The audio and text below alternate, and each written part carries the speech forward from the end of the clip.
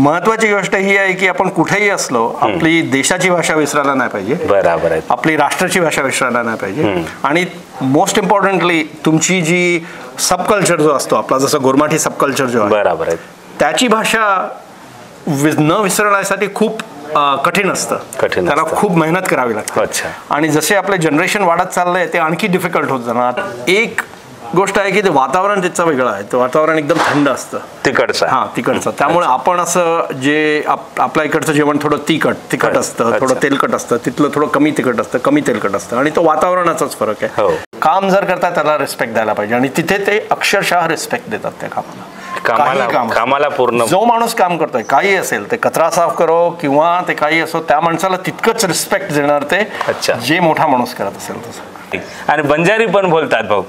काय वाटत भाऊ तुम्ही, हे आमची भाषा ही तो पवन भाऊ तर बरं मोठं पण मार भाषा दर्शक बदलगीचा. अंगाडी जसं गोरमाटी बोलतो तो अंगाडी जसं मराठी बोलतो तो वसं वत्रा फ्लुएंटली अब बोलतो आहे नी, पण तो बी आचमाली बोललोच. आश्चर्याचं बोलूच कारण पण तो बी भाषा दर्शक. तर मित्रांनो, आता जे मुलाखत घेत आहोत आपण ही नॉन स्क्रिप्टेड आहेत. सहयोग भाऊशी जी मुलाखत घेत आहोत, जे अमेरिकेला राहतात, कोणतेही स्क्रिप्टेड नाहीत, कोणतेही काही नाहीत, डायरेक्टली लिहिलेलं नाहीत. भाऊचं विचार वाटलंय की भाऊ बिनधास्तपणे आपल्याशी बोलणार. तर अमेरिकेवाल्या भाऊशी चर्चा हे आपलं स्क्रिप्ट राहणार आहेत. कशी असते चर्चा, काय असते अमेरिकेला, हे सर्व आपण भाऊशी चर्चा करणार आहोत. बसा पवन भाऊ बसा. हॅलो बस आपण चर्चा करूया आता. तर मित्रांनो नमस्कार, संघर्ष टीव्हीमध्ये आपलं स्वागत आहे. आपल्यासोबत भाऊ आहेत अमेरिकावाले. नमस्कार, मी संयोग राठोड. भाऊची परिचय म्हणजे, भाऊ किती वर्षापासून राहतात तुम्ही अमेरिकाला? आता 1994 पासून. 1994 पासून. अच्छा, 1994 पासून. म्हणजे किती वर्ष झाले असेल तरी? आता बघा ना तुम्ही, आज आपण 25 आणि त्याच्यावरती आणखी 6 टाकून द्या, ते 31 वर्ष. 31 वर्ष. तर 31 वर्ष झाले भाऊ अमेरिकेला राहतात. आणि आपल्याला संभ्रम असतो, नेहमी प्रश्न पडतात की अमेरिकेला कसं वातावरण असतो, अमेरिकेला जाऊन काय होतात, अशा अनेक प्रश्न जे आपल्याला येतात सामान्य माणसाला. ते प्रश्न विचारण्याचा आपण प्रयत्न करणार आहोत भाऊशी. आता भाऊशी मी काल 2 दिवस अगोदर भेटलो. भाऊ एकदम आवडले, म्हणजे नॅचरली होते. आपल्याला जो वाटत होतं की अमेरिकाला जाऊन माणूस विसरून जातोय आपल्याकडचं पूर्ण, असं वाटतंय. असं तुमच्यामुळे आम्हाला वाटत नाही भाऊ.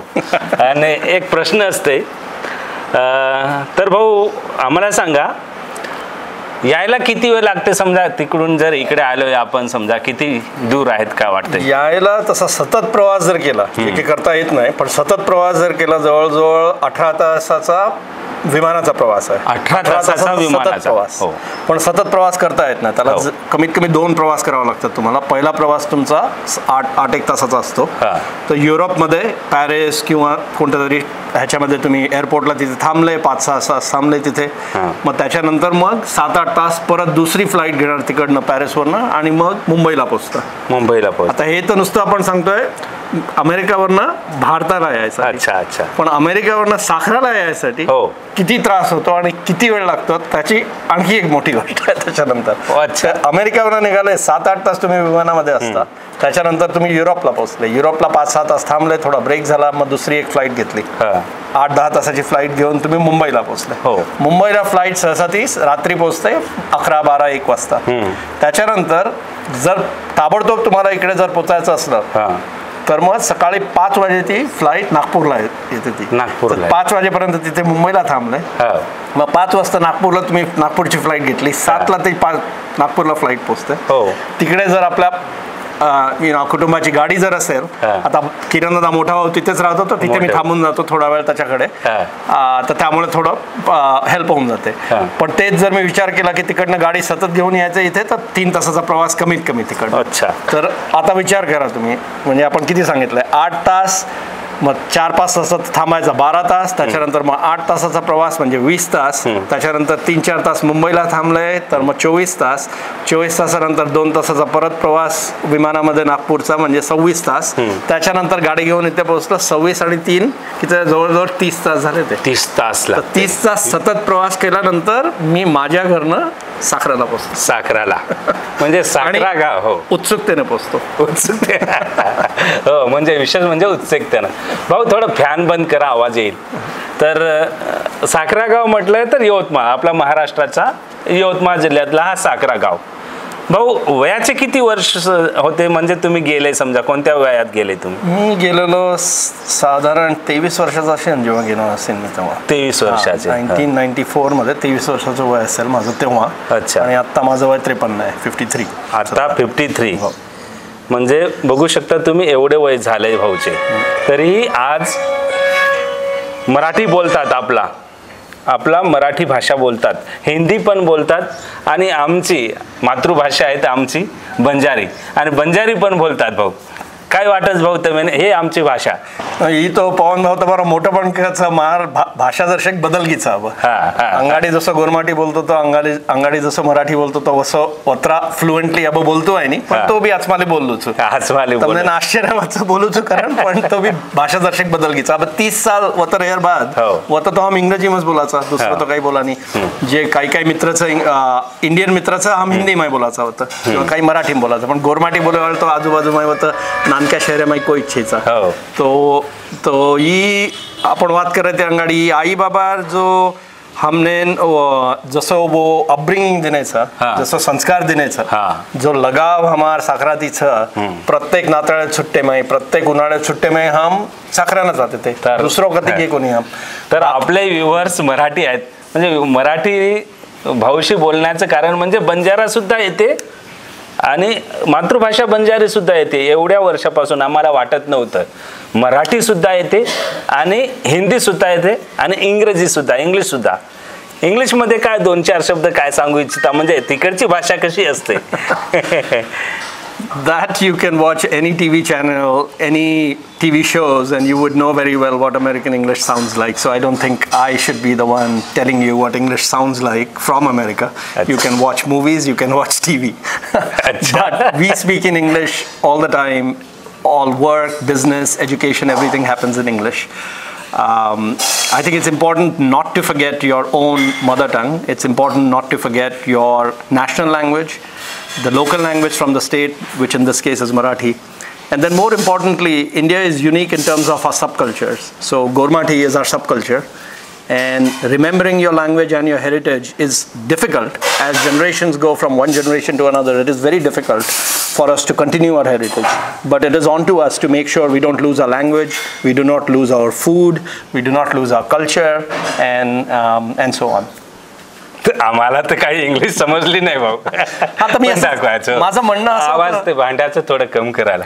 हा, माझं म्हणणं असं होतं की इंग्रजी मला काय बोलायला, मला अमेरिकन इंग्लिश जर तुम्हाला ऐकायची आहे तुम्ही कोणताही टीव्ही शो बघू शकता आणि तुम्हाला अमेरिकन इंग्लिश तुम्हाला अंदाज येईल काय आहे ते.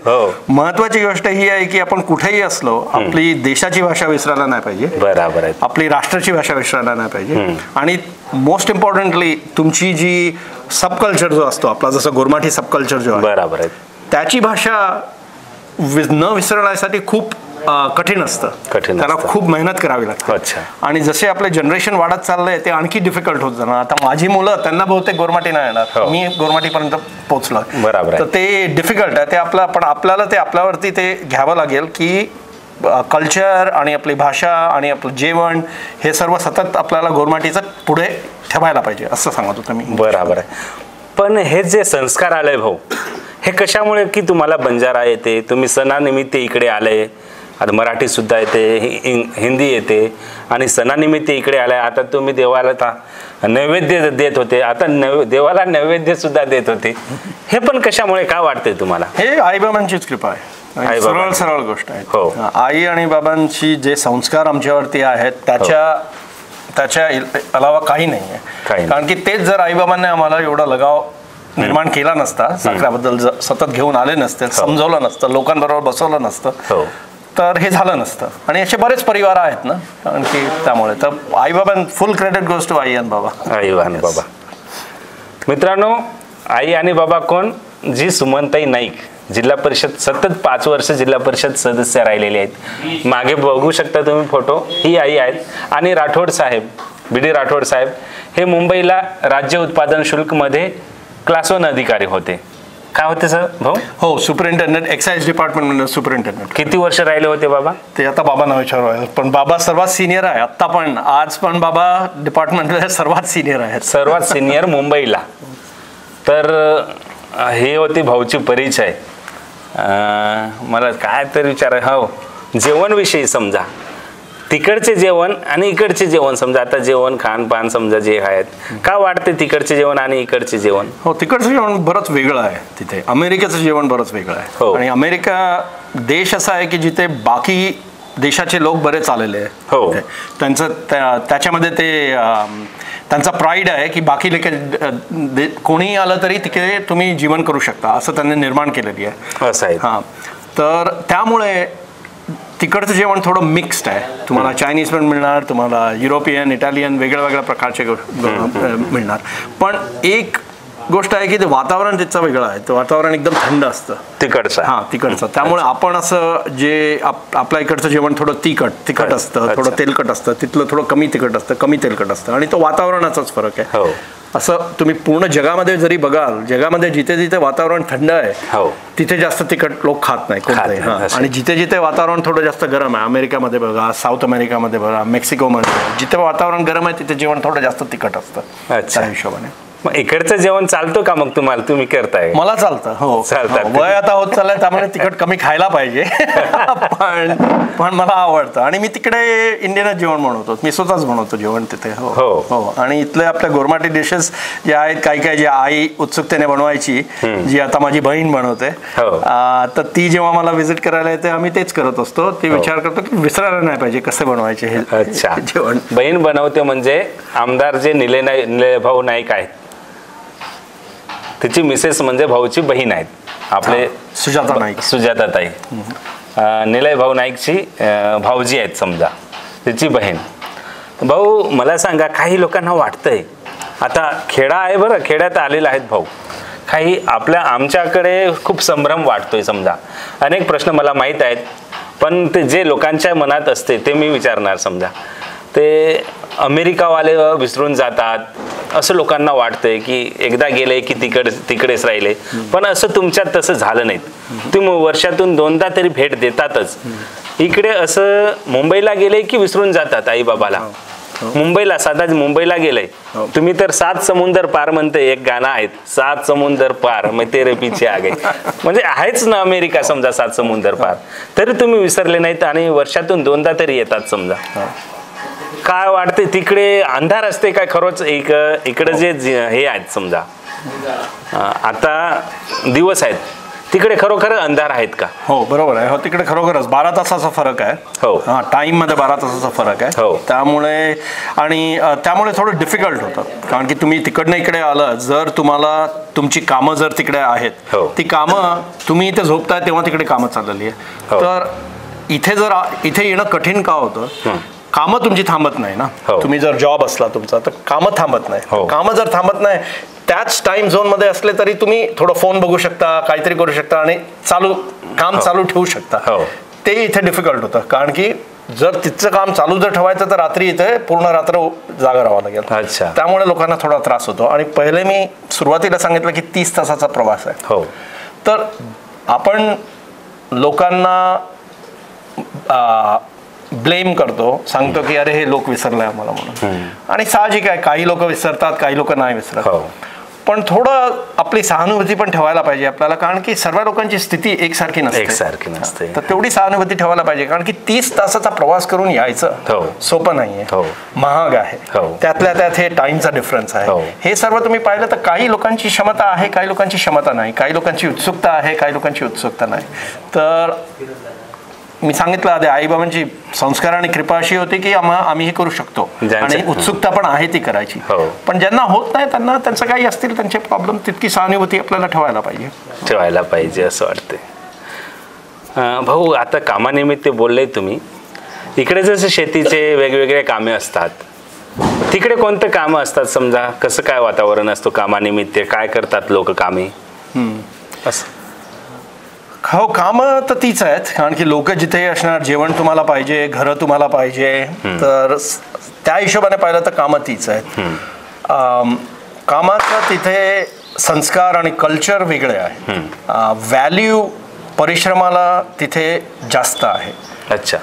की तुम्ही कोणतंही काम करू शकता, जसे गांधी म्हणायचे किंवा नेहरू म्हणायचे, डिग्निटी ऑफ लेबर ज्याला म्हणतात, की तुम्ही काम जे करताय, काहीही काम असलं ते वरचं खालचं नाही आहे, काम जर करताय त्याला रिस्पेक्ट द्यायला पाहिजे. आणि तिथे ते अक्षरशः रिस्पेक्ट देतात त्या कामाला पूर्ण. जो माणूस काम करतोय, काही असेल, ते कचरा साफ करो किंवा ते काही असो, त्या माणसाला तितकंच रिस्पेक्ट देणार ते, जे मोठा माणूस करत असेल तसं. म्हणजे तिथे निष्क्रिय कोणी बसतच नाही, कारण त्यांना तसं निर्माण केलेलं आहे, त्याने कामाची डिग्निटी त्यांनी तशी निर्माण केलेली आहे की तुम्हाला माहिती आहे की काम तुम्ही केलं आणि तुम्हाला आवडतं ते काम, तो उत्सुकतेने कराल. तुम्हाला सर्व रिस्पेक्ट करतायत लोक, तर तुम्ही जास्त उत्सुकतेने कराल ते काम. तर ते फरक पडत नाही की काम आहे. आणि अग्रीड, काही कामाला पैसे जास्त मिळणार, काही कामाला कमी मिळणार, पण तेवढी स्वतःला क्षमता, आपली स्वतःची क्षमता असते, ते लाईफमध्ये कळूनच जाते. पण त्याच्यानंतर जे काही काम तुम्ही पिकअप केलं, जे काही तुम्ही विचार केला की अरे माझ्या क्षमतेप्रमाणे मी घराची सफाई करीन, अच्छा, पण घराची सफाई करताना तुम्हाला रोजगार चांगला मिळाला आणि तुम्हाला सर्व रिस्पेक्ट देतात आणि अक्नॉलेज करतात की अरे बरं झालं तुम्हाला सफाई केली आणि चांगली सफाई केली, तेवढ्याने दिवस निघून जातो आणि तुम्ही घरी जाता आणि घरी मग तेच कुटुंबाबरोबर आहात, जेवण करतात, तर ते लाईफ तशी निघून जाते. कोणतंही काम असो समजा, पण ते तिथे आपल्याला महत्व भेटतोच. कोणतंही छोटं मोठं काम नाही समजा. आणि हा, exactly, that is the key difference. आता तुम्ही जसं सांगितलंय गांधी नेहरू, आम्हाला वाटत नव्हतं की तुम्हाला हे आठवण राहील समजा, ते आपल्या देशाचे गांधी नेहरू बद्दल अजून काय काय माहीत आहेत समजा, जे आपल्या जे संत थोर पुरुष आहेत, कोण कोण असे माहीत आहेत तुम्हाला समजा? आता माझं एज्युकेशन 23 वर्षापर्यंत तर इंडियामध्ये होतं, 1994 पर्यंत, तर तेव्हाच होतं. तर गांधी नेहरू जेव्हा कॉलेजमध्ये शाळेमध्ये होतं तेव्हा त्यांचेच आम्हाला टिळक, गांधी, नेहरू ह्यांचेच लेसन्स होते. आणि हां, म्हणजे 2 सिग्निफिकंट लेसन. गांधीचं कामाचं इम्पॉर्टन्स, प्रत्येक माणसाच्या कामाचं इम्पॉर्टन्स, परिश्रम आणि त्याचा इम्पॉर्टन्स गांधी आणि नेहरू दोघांनी केलेलं होतं आणि that is important. So that's one value. आणि दुसरी गोष्ट म्हणजे इक्वालिटी, जे आपण म्हणतो की समाजमध्ये इक्वालिटी असायला पाहिजे. हां, तर त्या सेक्युलरिझम जे होतं आपल्या देशामध्ये, आपला देश पण जसं अमेरिका सांगतं की सर्व बाकी देशाच्या लोकांना ते हे शेल्टर देतात, इंडियाने पण केलेलं आहे ते. बऱ्याच डिफरंट रिलिजनचे असले तरी आपण त्यांना एकत्र सोसायटी बनवलेली आहे. तर ते सेक्युलर थॉट्सने, माझ्या एज्युकेशनमध्ये ते सेक्युलर थॉट्स होते, तर आय बिलीव्ह इन दॅट. अच्छा. तर भाऊला आपल्या देवी देवतांबद्दल सुद्धा माहिती आहे, महाभारत, रामायण माहिती आहे का भाऊ तुम्हाला? थोडंफार माहित आहे. काय तरी छोटीशी घटना तुम्ही सांगू शकता महाभारत रामायण बद्दल? महाभारत रामायण बद्दल म्हणजे भगवान राम, महापुरुष कशाने बनतो, ती स्टोरी आपल्याला रामायण, महाभारत, आपले पॉलिटिकल लीडर्स जे आहेत जसे गांधी, नेहरू आपण सांगितलं, आणि बरेच त्याच्यामध्ये जे आहेत, मुघल लीडर्स पण होते मध्ये, इंग्रजांचे पण काही लीडर्स होते त्यामध्ये. जसे आपण बघतो हिस्ट्रीमध्ये, starting from Ramayana to Mahabharata, आपल्याला कळते की माणसाची कल्चर चेंज कसा होतो, राईट, आणि आपली सोसायटी इव्हॉल्व्ह होते. रामायण मी जेव्हा बघतो तेव्हा असं वाटतं की लाईफ आणि समाज किती सिम्पल होता त्यावेळेस. लोक चांगली जी होती, त्यांचे क्वालिटीज काय होते त्या सिम्पल होत्या, राईट. तेच आपण महाभारतमध्ये जातो तर कळतं की निवृत्ती लोकांची वेगळी वेगळी असते. आणि महाभारतमध्ये मग त्याच्यामध्ये आपल्याला कळतं की समाज तोच आहे, पण निवृत्ती लोकांची वेगळी वेगळी आहे. आणि निवृत्ती लोकांची वेगळी वेगळी आणि पर्पस लोकांच्या वेगळा वेगळा आहे. म्हणजे त्या पर्पसला काय म्हणतात, जे आपलं ध्येय लोकांचा वेगळा वेगळा आहे. तर आणि ते ओल्ड स्टोरीज झाल्या. आणि त्याच्यानंतर मग समाज जसा आपला इक्वल होत झाला, डेमोक्रेसी जशी फैलत चालली, त्याच्यानंतर आपण विचार करतो तर आजच्या जमान्यामध्ये काय काय लेसन्स आपण आपल्या नेहरू गांधीकडनं घेऊ शकतो, काय काय लेसन्स महाभारतकडनं घेऊ शकतो, काही लेसन्स रामायण शिकू शकतो. तर अशी विचारधारा पाहिजे की प्रत्येक एजमध्ये त्याची नीड वेगळी असते, लोकांची विचारधारा वेगळी असते, समाज वेगळा असतो. प्रत्येक वेळेवरती काय शिकायला पाहिजे आपल्याला, चांगल्या गोष्टी काय शिकायच्या, रामायण करणं चांगल्या गोष्टी काय, महाभारत करणं चांगल्या गोष्टी काय आहे. आणि मग आपले जे लीडर्स आहेत, पॉलिटिकल लीडर्स जे होते आपले, त्यांच्याकडनं चांगल्या गोष्टी काय शिकायच्या. बरोबर. हो, मग आता दिवाळीला आलाय तुम्ही, काही प्रश्न आहेत. किती दिवसाची तुम्हाला सुट्टी भेटते, किती दिवस राहता समजा, असं काय? तर माझा तर स्वतःचाच बिझनेस आहे, त्यामुळे थोडी फ्लेक्सिबिलिटी आहे मला. तर पण असं सहसा 1-1.5 आठवड्याच्या प्रमाणाने येतो मी सध्या. सुट्ट्या तशा कमी असतात तिथे. आपल्या इंडियामध्ये सुट्ट्या सण जास्त आहेत, त्यामुळे जास्त सुट्ट्या मिळतात. अमेरिकेमध्ये सुट्ट्या कमी आहेत. सहसा तुम्ही नवीन जेव्हा काम करता तुम्हाला पूर्ण वर्षामध्ये तशा 2 आठवड्याच्या सुट्टी मिळते. 2 आठवड्याची सुट्टी आणि काय मोजके 5-6 सण आहेत. इंडियामध्ये थोडी जास्त सुट्टी आहे आणि सण खूप जास्त आहेत. युरोपमध्ये बघा तर जास्त सुट्ट्या आहेत. तर त्या हिशोबाने, आणि गोष्ट तीच आहे की अमेरिकेमध्ये परिश्रमाचं जास्त इम्पॉर्टन्स आहे, त्यामुळे सुट्ट्या कमी आहेत तिथे. अच्छा. तर हे जे अमेरिकाहून इकडे यायला भाऊ साधारणतः किती खर्च लागतो, असं आम्हाला एक प्रश्न आहेत. प्रश्न पडतोय की खर्च खूप लागत असेल तर किती लागतोय समजा? हो, डिपेंड्स ऑन की सीझन किती बिझी आहे. तेच तुम्ही दिवाळीच्या वेळेस झालं तर बरेच इंडियन लोक दिवाळीला घरी येतात, तर त्यामुळे थोडं प्राइस, तिकीटचे प्राइस थोडे वाढून जातात. तिकडे पण असं असतात? हो, तिकडे जसं इकडे सिटीतून पुन्हा मुंबईहून जर आले तर तिकीट वाढतात, तिकडे पण वाढतात? हो, जर म्हणजे इंडियाला येणारे तिकीट वाढतील. आणि अमेरिकावरनं जे युरोपला जे तिकीट्स आहेत त्या समरमध्ये, उन्हाळ्यामध्ये थोडे महाग असतात. हो. आणि मग ख्रिसमसच्या वेळेस थोडे महाग असतात. हो. तर 20 मिनिटाची क्लिप बनली होती, त्यानंतर कट झालं होतं. आपण भाऊशी चर्चा करणार आहोत कामानिमित्त. जे काम असतात भाऊ, तिकडचे जे काम असतात साधारणतः किती पैसा भेटतोय समजा? जे डॉलर, अगोदरच डॉलरविषयी बोलू आपण. तर इकडचा जो पैसा आहे आणि तिकडचा जो पैसा आहे, म्हणतात की 85, तिकडचे डॉलर खूप महाग असतात, आपल्या 85 रुपये आजचे आहेत. तिकडे खूप कमाई असतात असं म्हणतात. इकडे खरोखरच तिकडे जास्त कमाई होतात का? किती मिळतात एखाद्या साधारण काम करायला? हो, जर नुसतं भाव जर पाहिला तर $1 आज जवळपास 85 रुपये, 85 रुपीज आहे. तो भाव त्याचा जर पाहिलं तर असं वाटतं की डॉलर स्ट्रॉंग आहे आणि आपला 85 रुपीज वीक आहे त्यामुळे. पण खरं त्याला विचार असा करायला पाहिजे की एका डॉलरमध्ये तुम्ही तिकडे अमेरिकामध्ये जेव्हा कमी करतात त्या एका डॉलरमध्ये काय विकत घेऊ शकता.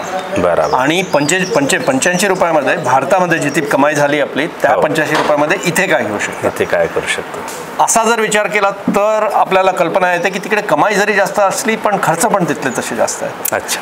तर असा साधारण जर काम केलं, काहीही काम केलं US मध्ये, असा त्यांचा एक प्रकार आहे की मिनिमम वेज म्हणतात. म्हणजे कमीत कमी कोणीही माणसाने काही काम केलं तर कमीत कमी एवढं मिळालंच पाहिजे. तर ते तिथे $7 आहे. 7 तर $7 म्हणजे आपण 85 × 7 जर केलं तर जे काय असेल ते म्हणजे $500 असं समजा. तर एका तासाचे त्यांना $500 म्हणतात. ते एका तासाचे $7 म्हणजे 600 ते 700 $7 पकडलं तर. येस. तर एका तासाचे जर तितके तुम्हाला वाटतं ते बरंच जास्त वाटतं आपल्याला, त्या हिशोबाने आपल्याला वाटतं की बरंच आहे म्हणून. पण तेच जर तुम्ही 1 तासाचे तुम्ही $700 घेतले, $700 घेतले आणि तुम्ही बाहेर जर गेले आणि पाणी घ्यायला गेले तिथे, पाण्याची एक बाटली 125 रुपयाची आहे तिथे. पाण्याची एक बाटली म्हणजे किती लिटरची? एक लहान बाटली, अशीच लहान बाटली, लिटरपेक्षाही कमी. हो, जर घेतली तरी ती 125 रुपयाला पडणार तुम्हाला तिथे.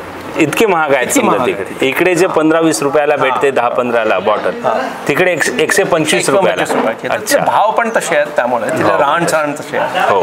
तर त्यामुळे आपल्याला असं वाटतं नुसतं डॉलरला कन्वर्ट केलं तर पैसे बरेच जास्त आहेत, पण तिकडची तिकडे पैशाची व्हॅल्यू वेगळी आहे, आपल्या इथच्या पैशाची इथली व्हॅल्यू वेगळी आहे. तर थोडा ते आपल्याला कन्सिडर करावं लागतं जेव्हा आपण ह्याचा विचार करतो. बरोबर.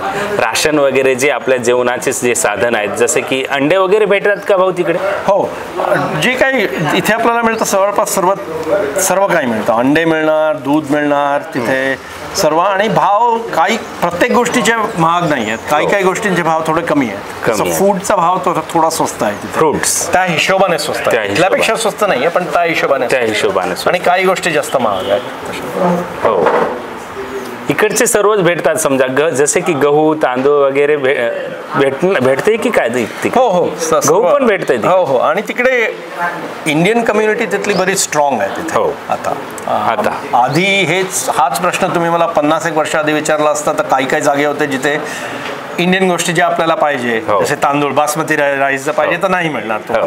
पण आज मोठ्या मोठ्या शहरामध्ये इंडियन लोक कम्युनिटी इतकी मोठी आहे आणि इतकी स्ट्रॉंग कम्युनिटी आहे की जवळपास सर्वच शहरामध्ये एक इंडियन स्टोअर असतो. त्यांचे स्टोअर्स आहेत जिथे साहजिक गोष्ट मिळतात. आणि इंडियन स्टोअरमध्ये तुम्हाला जे काही पाहिजे जवळपास सर्व मिळून जातं. त्यामुळे असं वाटतच नाही की इंडियाला मिस करतोय म्हणून. हो भाऊ, इकडे खेड्यावर आलाय तुम्ही, गमतात का तुम्हाला इकडे? आता खेडाच आहेत, हा समजा हा खेडा गाव आहेत, इकडे आलाय भाऊ, 8-10 दिवस राहतो, काय वाटतं, कसं काय वातावरण वाटतं? मला तर इथे बरंच करमतं. मी तुला सांगत होतो, मला उत्सुकतेने येतो मी इथे. साखरेला उत्सुकतेने येतो. आणि हे पण आईबाबांच्या संस्कारामुळेच आहे. त्यांनी हा इथे जग जो निर्माण केला आहे आमच्यासाठी, तो त्यांनीच निर्माण केला आहे त्या उत्सुकता निर्माण करायसाठी. आणि ती झालेली आहे. त्यामुळे आमची पूर्णच फॅमिली, माझा भाऊ, किरण दादा, बहिणी, आम्ही इथे येतो साखरेला तर आम्हाला खूपच छान वाटतंय. खूपच छान वाटतं. वातावरण एकदम मोकळं असतं, जेवण एकदम फ्रेश असतं. तेच तुम्ही अमेरिकेला गेले तर फ्रेश जेवणासाठी तुम्ही 10 पट जास्त किंमत देता त्याला, फ्रेश जेवणासाठी. आणि आपण इथे साखऱ्यामध्ये येतो, आपलं मटण फ्रेश असतं, आपले भाज्यापाल्या फ्रेश असतात, ते एकत्र येतात. तसं शहरामध्ये तसं मिळत नाही मोस्टली. तर ते आपल्याला अप्रिशिएट करायला पाहिजे आपल्याला की किती चांगलं आहे ते. तर त्या हिशोबाने करमतं मला इथे. आणि पर्सनॅलिटी माझी थोडी स्वतःला बिझी ठेवायची आहे, तर त्यामुळे मी काही ना काही काम घरात मोकळा बसत नाही. दिग्रसला जाऊन घरातलं नळ जर खराब झालेलं आहे तर स्वतः येऊन सचिनला घेऊन जातो, आम्ही नळ फिक्स करतो घराची. आम्ही थोडं जे काही लहान सहान बाबांच्या पलंगीचं काहीतरी प्रॉब्लेम झालेला सुतारा बोलवला, स्वतःच करून घेतलं ते. तसं मला बोर मी कुठेच होत नाही. बरोबर आहे. कारण की आजूबाजूला लोक असली आणि काही काम असलं तर काम निर्माण करून तुम्ही स्वतःला ऑक्युपाय करू शकता. त्यामुळे मी बोर कुठेच होत नाही. म्हणजे तुम्ही बिझी असल्याचं पूर्ण हे करता. आणि हे क्वालिटी आईकडनं येते. पण आई पण कधीच कुठेच बोर न व्हायची. तिच्या आजूबाजूला नेहमी लोक असायची, काही सतत आई बिझी राहायचीच. तर कधीच असं आईला पाहिलं नाही की मी बोर झाले म्हणून. तर बघू शकता तुम्ही, आईचं नेहमी उदाहरण देतोय भाऊ. आईचं शिक्षण एवढं खास झालं नाही. 4थी 5वी जी आई शिकलेली आहे, समजा किती शिकलेली होती? 10वी पर्यंत बहुतेक शिकली असावी आई. तर 10वी पर्यंत शिकलेली असेल समजा आई, पण आईचे जे संस्कार आहेत अजूनही भाऊच्या मनात आहेत. पूर्ण संस्कार, आई बाबांचे जे संस्कार आहेत ते दिसतंय तुमच्यातून हे नेहमीच. हो, आईचं शिक्षणाची त्याची उत्साह त्याच्याचमुळे होती. आई स्वतः सांगायची की माझं शिक्षण जास्त नव्हतं, त्यामुळे मला हे करायचं आहे की माझे जे मुलं आहेत सर्वांना शिक्षणामध्ये पुढे राहायला पाहिजे. त्यामुळे आईने नेहमीच सर्वात पुढे शिक्षणाला महत्त्व दिलेलं आहे. शिक्षणाला महत्त्व, बरोबर आहे. शिक्षणाला महत्त्व. आता शिक्षण आलंय, काय सांगू इच्छिता भाऊ? आता खेड्यात, आपल्या गावात की आपल्या जे महाराष्ट्रात, देशात, भारत देशात जे अशिक्षित आहेत, जे मुलांना शिकवत नाहीत, काय वाटतंय तुम्हाला की शिक्षण दिलं पाहिजे की काय? समजा काय वाटतं समजा शिक्षणाबद्दल? शिक्षण, लोकसंख्या आपली खूप जास्त आहे, त्यामुळे सर्वांना एकदम चांगलं शिक्षण द्यायसाठी आपली इच्छा जरी असली की सर्वांना चांगलं शिक्षण मिळालं पाहिजे, तो प्रॉब्लेम सोपा नाही. माझ्या दृष्टिकोनाने अमेरिकेमध्ये राहिल्यानंतर असं वाटतं की आपल्याला जॉब्स जास्त निर्माण करायला पाहिजे. कारण की जॉब्स जर असले तर ते शिक्षण त्या जॉबशी कनेक्ट होतात. नुसतं आपण शिक्षणाच्या मागे लागलो की शिकवायचं आहे, 10वीचे इतके शाळा आहेत, हे आहेत, ते आपण निघून करणार काय? जॉब पाहिजे. तो जॉबचा कनेक्शन जो असतो तो सतत करायला पाहिजे. आपल्याला गावागावाच्या लेवलवरती हा विचार पाहिजे की आज जर आपल्या शाळेमधनं 100 विद्यार्थी निघणार आहे, निघाल्यानंतर त्यांना आपल्या गावामध्ये जॉब देऊ शकतो का? बरोबर आहे. सर्वात महत्त्वाचा तो प्रश्न आहे. नाही तर शिक्षणाचा काय फायदा. बरोबर. नाही तर नुसतं आपण टाइम वेस्ट करतो, मुलांचा टाइम, त्याच्यापेक्षा तर शेतीमध्ये काम केलेलं त्यांना बरं.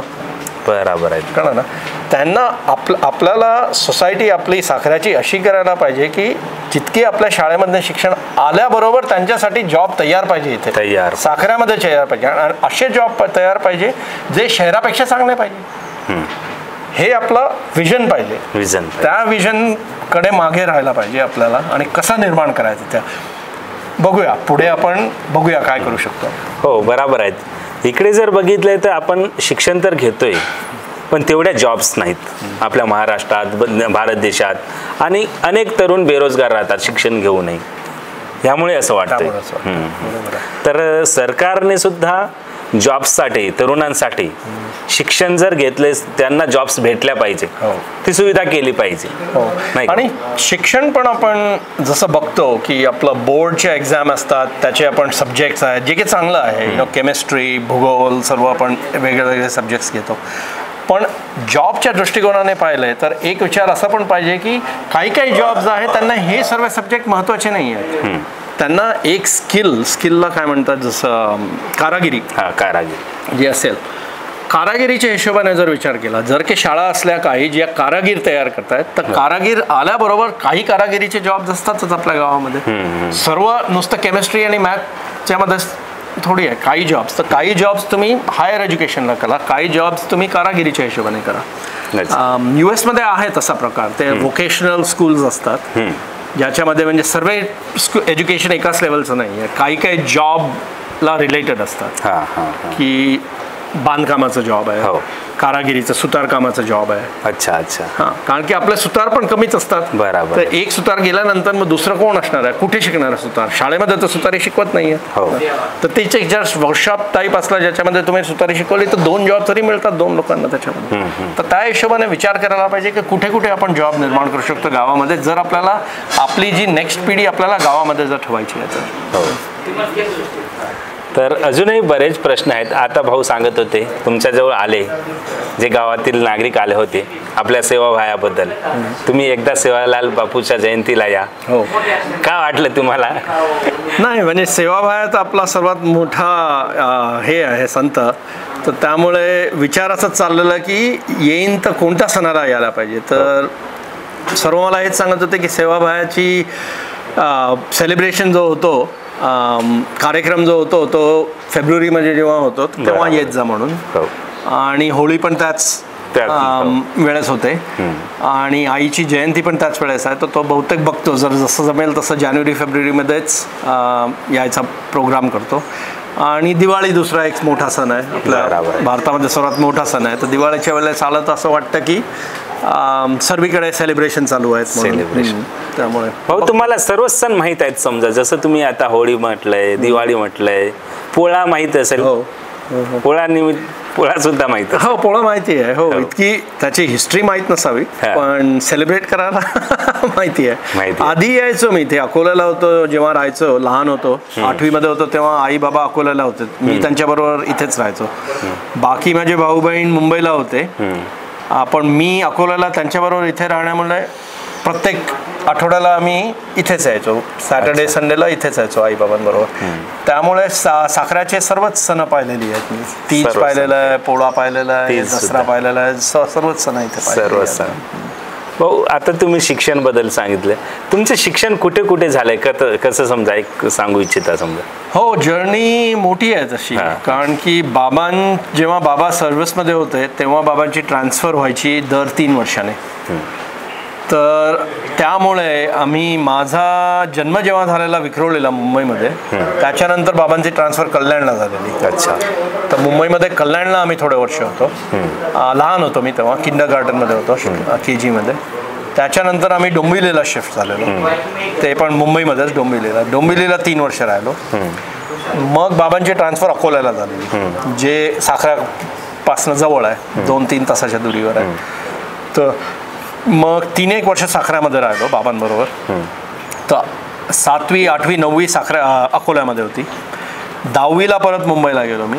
तर 10वी, 11वी, 12वी मुंबईमध्ये होतो. आणि मग 12वी नंतर मी आर्किटेक्चर स्कूलमध्ये गेलो, JJ स्कूल ऑफ आर्किटेक्चरमध्ये डिग्री घेतली मी. कुठे? मुंबईला. अच्छा. आणि ती 5 वर्षाची डिग्री होती JJ स्कूल ऑफ आर्किटेक्चरची, जे बांधकामाचं आर्किटेक्चरचं जॉब शिकवतात, एज्युकेशन देतात आम्हाला. आणि मग ते झाल्यानंतर 5 वर्षाचा तो डिग्री केल्यानंतर मी 1.5 वर्षासाठी एका आर्किटेक्टच्या ऑफिसमध्ये काम केलं मुंबईमध्ये, खारेघाट अँड असोसिएट्स, त्यांच्याकडे काम केलं 1.5 वर्षासाठी. आणि ते 1.5 वर्ष जेव्हा काम करत होतो त्यावेळेस मी अप्लाय केलं अमेरिकेला पोस्ट ग्रॅज्युएशनसाठी. अच्छा. आर्किटेक्चरमध्येच. तर मग मला ॲडमिशन तिथे 5 युनिव्हर्सिटीजमध्येच मिळालेलं. त्याच्यामधली एक युनिव्हर्सिटी मला थोडे हे फीज पे करत होती माझी अर्धी. हो. तर त्यामुळे मी त्या युनिव्हर्सिटीमध्ये गेलो, युनिव्हर्सिटी ऑफ विस्कॉन्सिन मिल्वॉकीमध्ये गेलो. तिथे मी 2 वर्षाचा मास्टर्सचा प्रोग्राम केला. आणि मग त्याच्यानंतर मी तिकडे अमेरिकेमध्ये माझा पहिला जॉब घेतला. तर आर्किटेक्ट म्हणून पहिला जॉब घेतला तिथे. म्हणजे तिकडे शिक्षण सुद्धा घेतलंय तुम्ही? त्यानंतर तिकडे जॉब? हां, तिकडे. अच्छा, असा प्रवास आहे. हां, तिकडे शिक्षण थोडंफार घेतलेलं चांगलं आहे. थोडं काही आज तर डिमांड इतकी जास्त आहे, त्यामुळे काही मुलं इतकी सतत जॉबसाठीच अमेरिकेला चालले काही. पण शिक्षणाला जर तिथे गेलं तर थोडी राहणसहान कळतं आपल्याला. कॉलेजमध्ये असतात, मित्र असतात, त्याच्यामुळे थोडी राहणसहान कळते आणि त्याच्यानंतर जॉब करतो. नाही तर सतत जर सरळ गेलं तर राहणसहान थोडी वेगळी आहे, तर काही लोकांना त्रास होतो तिथे. अच्छा. तर अनेक प्रश्न आहेत भाऊ. तुमचं जर काही प्रश्न असेल तर कॉमेंट्स बॉक्समध्ये नक्की लिहा, आपण विचारूया. पण भाऊ आता प्रश्न आहेत, समजा आता समोरचं जे हे आहे जीवन, तुम्ही येणार की काय आपल्या देशात, असं एक प्रश्न असतंय. हो, नाही, लगाव तर आहेच. साखरेचा लगाव आम्हाला बहुतेक जे आत्तापर्यंत बोललो त्याच्याकडनं तुम्हाला कल्पना आलीच असेल की लगाव आहे. पण लाईफ, मुलं आहेत माझी लहान सध्या, तर ते शाळेमध्ये आहेत, तर त्यांचं शिक्षणाचं बघावं लागेल. जसं आईने आमच्या शिक्षणासाठी आई मुंबईमध्ये होती आणि बाबा मुंबईमध्ये होत आहे, तसाच प्रकार आहे. शिक्षण झाल्यानंतर आई इथे आली. मला आत्ताही आठवतं की मी इकडनं अमेरिकेला गेल्यानंतर मग आई इकडे आली आणि आईने इथे पूर्ण एक नवीन जग निर्माण केलं. तर ती मुक्ती मला 4-5 वर्ष तरी लागेल. तोपर्यंत मुलं तर मोठी व्हायला वेळ लागेलच. त्याच्यानंतर बघूया जसं जमेल. एकदा मुलांना सेटल केलंय की समजा त्यानंतर सेटल केल्यानंतर थोडं मला फ्री होईल. येणं जाणं तर मी थोडं वाढवलेलं आहेच. इच्छा तर अशी आहे. आता पुढे लाईफ काय करते ते बघूया. काय वाटतंय बाबा, तुमची इच्छा काय वाटते? इकडे जर इकडे आले तर काय करू इच्छिता समजा तुम्ही? इकडे आलं तर मला उत्सुकता ॲग्रिकल्चरमध्ये आहे की ॲग्रिकल्चरला डेव्हलप कसं करू शकतो. कारण की ॲडव्हान्समेंट इतक्या झाल्या आहेत, भारतामध्ये पण झाल्या आहेत इतक्या ॲडव्हान्समेंट ॲग्रिकल्चरच्या.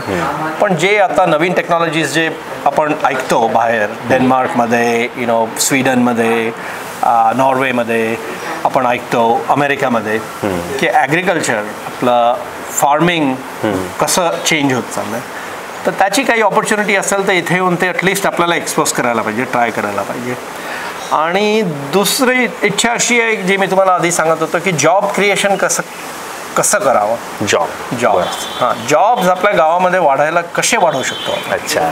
कारण की जर जॉब वाढवले तर लोक आपल्या गावामध्ये राहतील. बरोबर. म्हणजे असं नाही व्हायला पाहिजे की चांगले आपले लोक इथले शिक्षण घेऊन बाहेर जायला पाहिजे. बाहेर गेले तरीच हरकत नाही, आणखी शिक्षण घेऊन पण त्यांना आपण परत कसं आणू शकतो आपल्या गावासाठी, गावाकडे. म्हणजे तरुणांना जॉब कसं भेटेल हे आपला प्रयत्न असणार.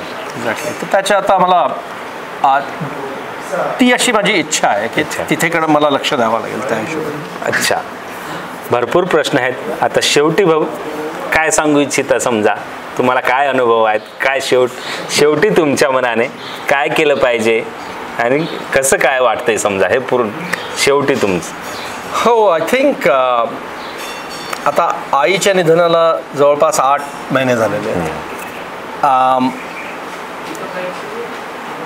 गेले 25 वर्षापर्यंत मी इथे यायचो साखऱ्याला, आई बाबांना भेटायला इथे यायचो.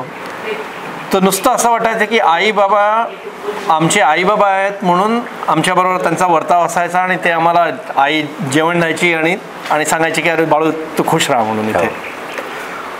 पण त्या 25 वर्षामध्ये आईने काय काय केलं समाजासाठी हे मला कल्पना होती, पण पूर्ण कल्पना नव्हती. ती कल्पना आली मला आईचे निधन झाल्यानंतर, जेव्हा आईची 5वी होती त्यावेळेस जे लोक आलेली ते जे स्टोरीज सांगत होत्या तेव्हा कल्पना येत होती की ह्या 25 वर्षामध्ये मी इथे यायचो, माझी आई आईच होती, पण त्याच्या बाहेर आईने पूर्ण जग निर्माण केलं आणि पूर्ण समाजाला किती हेल्प केलं. त्याच्यानंतर असं वाटतं की त्याची लेगसी पुढे राहायला पाहिजे. तर आईची पर्सनॅलिटी अशी होती, तसं आता आम्ही कधी होऊच शकत नाही. ती आईची युनिक पर्सनॅलिटी होती. पण आपला स्वतः, मी, माझा भाऊ किरण दादा, माझी ताई, दोन्ही ताई, आम्ही काय करू शकतो जे आईच्या पदचिन्हावरती पुढे जाईल आणि आपल्या साखराच्या गावाला पुढे कसं घेऊन जाऊ शकतो. बरोबर. हा प्रश्न आहे माझा आणि मे बी ह्या प्रश्नावरच मी सोडून देतो आज. तर भाऊ जे म्हणत होते नेहमी साखरा साखरा, हा गाव खेड आहेत. खेड्याबद्दल एवढी उत्सुकता, एवढं आदर, एवढं प्रेम आईबाबांबद्दल, आपला फॅमिलीबद्दल, अतिशय खूप मस्त वाटलंय भाऊ तुमच्याशी बोलून. आणि म्हणूनच तुमच्याशी जे चर्चा करायची होती, एक साधारण व्यक्तीत अनेक प्रश्न असतात, अजूनही मी काही विसरलो असेल, खूप प्रश्न आहेत, खूप, किती बोलले तरी प्रश्न कमी पडणार नाहीत असे प्रश्न आहेत. तर तुमचे जे काही प्रश्न आहेत ते कॉमेंट्स बॉक्समध्ये लिहा. जर वाटलंय तर आपण भाऊशी पुन्हा चर्चा करू. दर 3 महिन्याने मी इथे येतच असतो. तर पवन भाऊ, I am happy to talk to you. तर भाऊ आता जे हे चाललंय, तुमच्याकडे सुद्धा YouTube वगैरे सर्व आहेत का? तुम्ही बघू शकताय तिकडे. हो, डेफिनेटली. तर बघूया पुढच्या व्हिडिओत आपण काही अजून चर्चा करूया भाऊशी. भाऊचं परिचय एकदा तुम्ही परिचय देऊन टाका, आता सुरुवातला घेतलं नाही आपण. नमस्कार, मी Sanyog Rathod, son of Sumantai Rathod and Balraj Dhansing Rathod. मी साखराचा रहिवासी आहे आणि सध्या US मध्ये राहतो. आणि माझी एक कंपनी आहे सोल डिझाईन कन्सल्टिंग. जर तुम्हाला वेबसाईटवर जायचं असेल तर तुम्ही solconsults.com ला जाऊ शकता. solconsults.com. आमची जी कंपनी आहे ती सस्टेनेबिलिटीवर फोकस आहे.